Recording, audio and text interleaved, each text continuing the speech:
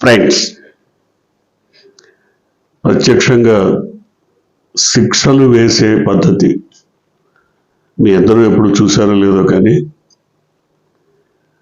Maoist ప్రభావిత ప్రాంతాల్లో దళాలు పనిచేస్తున్నటువంటి ప్రాంతాల్లో నక్సల్స్ స్థానికంగా ఉన్నటువంటి అనేక అంశాలను కూడా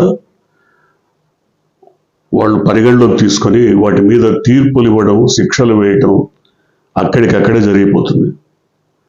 అంతా with in a span of 1 day or 2 days the issue will be solved. ఎట్లా ఏం జరుగుతుంది? అక్కడికక్కడే ఇమ్మీడియట్ అటుపక్షానికి ఇటుపక్షానికి చెందిన వాళ్ళని పిలుస్తారు, మాట్లాడతారు. అందులో ఏది ధర్మమో ఏది న్యాయమో చెప్పేస్తారు, శిక్షలు అమలు చేసేస్తారు. శిక్షలు అంటే తీవ్రంగా కూడా ఉంటాయి. కొన్ని అయితే అక్కడికక్కడ కాల్చివేసే సంఘటనలు కూడా ఉంటాయి. ఇది ప్రజా దర్బార్ పేరుతో నక్సల్ గ్రూప్స్ అనేక ప్రాంతాల్లో జరిపినటువంటి న్యాయ వ్యవస్థకు అద్దం పట్టే కొన్ని సంఘటనల ఉదాహరణలు. అంటే ప్రత్యక్షంగా చూసిన వాళ్ళకి అర్థమవుతుంది. అది మీరు చూసి ఉండకపోవచ్చు, నేను చూశాను. ఎందుకు చెప్తున్నానంటే వ్యవస్థల్లో అట్లాంటి ఇన్స్టంట్ న్యాయం, సత్వర న్యాయం లభిస్తే పర్లేదు, కానీ అది బయాస్డ్గా మారిపోయి ఏకపక్షంగా మారి రాజ్య హింసకు దారితీస్తే మాత్రం తప్పకుండా సామాన్య ప్రజలు, సగటు మానవుడు ఇబ్బంది పడక తప్పదు. అంటే వ్యవస్థలు అంటే ఏం వ్యవస్థలు ఉన్నాయి? మనం ఆంధ్రప్రదేశ్ గురించి మాట్లాడుకుంటే పోలీస్ వ్యవస్థ కేసుల్ని సృష్టిస్తున్నటువంటి పరిస్థితి. మీ మీద కేసు పెట్టాలి అంటే ఏదో ఒకటి సృష్టించి కేసు పెట్టి మీకు సంబంధించిన మీ వాళ్ళని, మీ ఇంట్లో వాళ్ళను, మీ స్నేహితులను, మీ దగ్గర పనిచేసే వాళ్ళను తీసుకెళ్ళి చితకబాది భయపెట్టి వాళ్ళ చేత తెల్ల కాగితాల మీద సంతకాలు పెట్టించుకొని వాళ్ళు మీకు ఎగనెస్ట్గా స్టేట్మెంట్స్ ఇచ్చినట్టుగా వీడియో రికార్డ్స్ తీసి వీటన్నిటినీ ఆధారంగా కేసులు పెడుతున్న పరిస్థితి, అరెస్టులు పెడుతున్న పరిస్థితి. ఇలాంటి రాజ్య హింస, రౌడీయిజం, గూండాయిజం ఒక పోలీస్ వ్యవస్థలో కనపడటం ఎప్పుడన్నా చూసారా? దాదాపు 75 ఏళ్ల స్వతంత్ర కాలంలో, స్వతంత్ర భారతావనిలో ఎప్పుడైనా చూసారా అంటే ఒకవేళ నేను అనుకుంటా బీహార్లో, యూపీలో జరిగి ఉండొచ్చు. కానీ వాటన్నిటికీ మించి బీహార్ గూండాయిజం, రౌడీయిజం, విచ్చలవిడి మాఫియా రాజకీయాలకు మించి ఆంధ్రప్రదేశ్లో ఇవాళ వ్యవస్థలు కుప్పగూలిపోయినాయి. విచ్చలవిడిగా ప్రవర్తిస్తున్నట్టుగా ప్రతి ఒక్కళ్ళు చెప్తున్న మాట.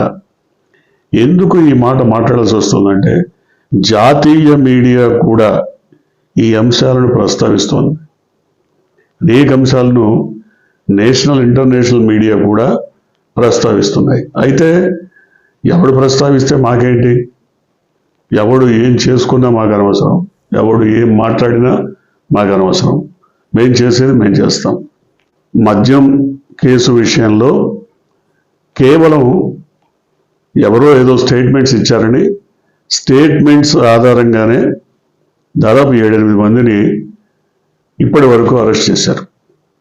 ఆ కేసునే ఊతంగా చేసుకొని వైసీపీలో ఉన్న ముఖ్యుల్ని, జగన్మోహన్ రెడ్డికి సన్నిహితుల్ని కూడా వేటాడుతున్న పరిస్థితి. ముఖ్యంగా చెవిరెడ్డి భాస్కర్ రెడ్డి నేను అదే చెప్పారు మీడియా ముందుకు వచ్చి.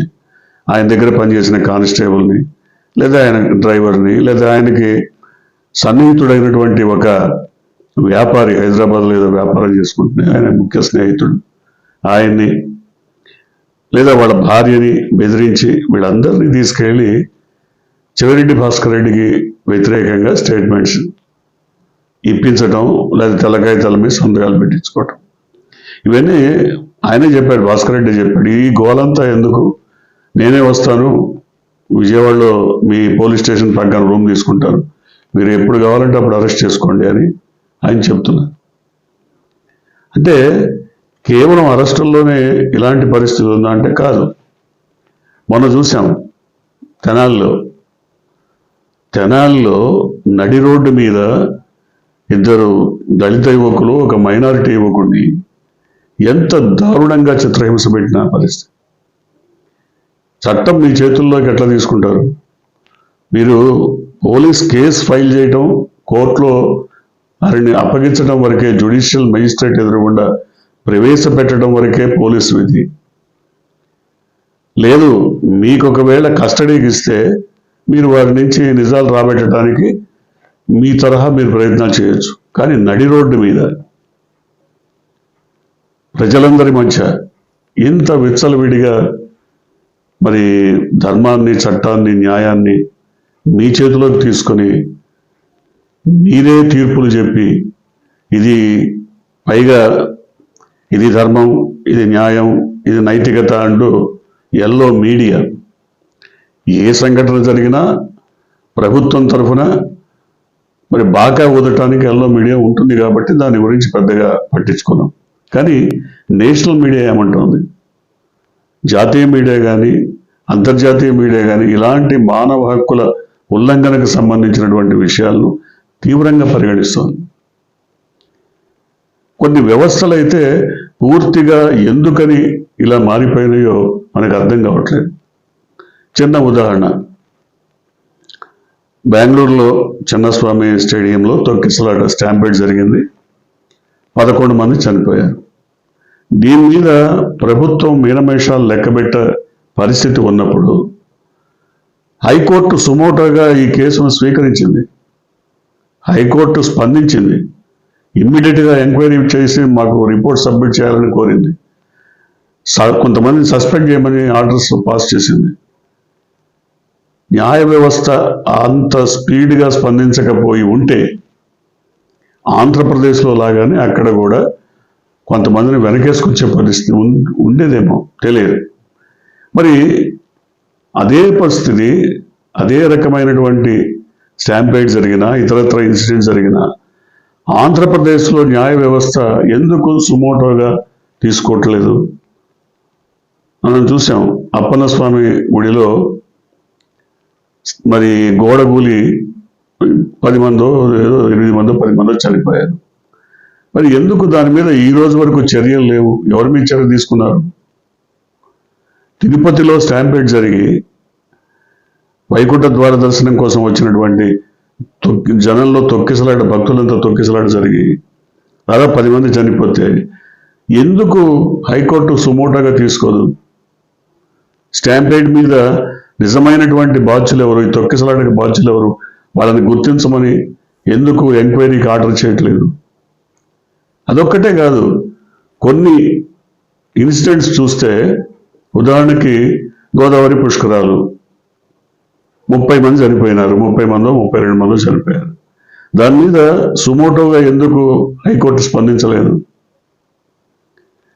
ఒక ప్రచార సభ జరుగుతోంది, చంద్రబాబు నాయుడు ప్రచార సభ, దాంట్లో తొక్కిసలాటలో 8 మంది నుంచి 10 మంది దాకా చనిపోతే ఎందుకు సుమోటోగా న్యాయ వ్యవస్థ స్పందించట్లేదు? ఒకటి కాదు, అసలు ఏం జరిగింది, ఎందుకు స్టాంపేడ్ జరిగింది, ఎందుకు ఈ గందరగోళం జరిగింది, దీని మీద ఎందుకు వ్యవస్థలు స్పందించట్లేదో అంటే మనకు వచ్చిన అనుమానం కాదు. ఇది వాళ్ళ అనేక రకాల పత్రికల్లో, మీడియాల్లో దీని మీద చర్చ జరుగుతుంది. అందువల్ల ప్రస్తావించాల్సిన పరిస్థితి వచ్చింది. అంతేకాకుండా ఉదాహరణకి జగన్మోహన్ రెడ్డి టెన్యూర్లో సుధాకర్ అనే ఒక డాక్టరు విచ్చలవిడిగా తాగి రోడ్ల మీద అందరి మీద అనుచిత భాష, ఫిల్దీ లాంగ్వేజ్, ప్రధానమంత్రిని, ముఖ్యమంత్రుల్ని అందరినీ తిడుతుంటే అతన్ని అదుపులోకి తీసుకున్నందుకు దాని మీద ఆ రోజున హైకోర్టు స్పందించింది. స్పందించడమే కాదు, సిబిఐ ఎంక్వైరీ వేసింది, సిబిఐ ఎంక్వైరీకి ఆర్డర్ చేసింది. మరి దాని మీద ఏం రిపోర్ట్ వచ్చింది? బయటపెట్టాలి కదా. మరి ఇట్లాంటి కొన్ని సందర్భాల్లో కొన్ని ప్రభుత్వాలు ఉన్నప్పుడు ఇంత తీవ్రంగా స్పందిస్తున్నటువంటి వ్యవస్థలు కొన్ని ప్రభుత్వాలు ఉన్నప్పుడు, కొంతమంది వ్యక్తులు అధికారంలో ఉన్నప్పుడు కొన్ని శక్తులకు అనుకూలంగా కొందరు వ్యక్తులకు వ్యతిరేకంగా ఎందుకు పనిచేస్తున్నాయి అంటే దీని మీదనే వ్యవస్థల పైన సమాజానికి, వ్యక్తులకు, శక్తులకు నమ్మకం పోతున్నది. చూస్తున్నాం మనం. నిన్న మొన్న 3 రోజుల నుంచి అనేక రకాల అంశాలు జరుగుతుంటే వాటి మీద ఎక్కడ కనీసమైన స్పందన, అనేక రకాల ఇష్యూస్ వస్తున్నాయి. 100 కోట్ల రూపాయలు చేతులు మారుతున్నాయి. ఇసుక కుంభకోణం చూస్తే 100 కోట్లు. జగన్మోహన్ రెడ్డి ప్రభుత్వం ఉన్నప్పుడు దాదాపు సంవత్సరానికి 3,000 కోట్లు ఏదో ఆదాయం వచ్చేది, 2-3 వేల కోట్లు. మరి ఇప్పుడు ఆ 3,000 కోట్లు ఎక్కడికి పోతున్నది? ఎవరి జేబులోకి పోతున్నది?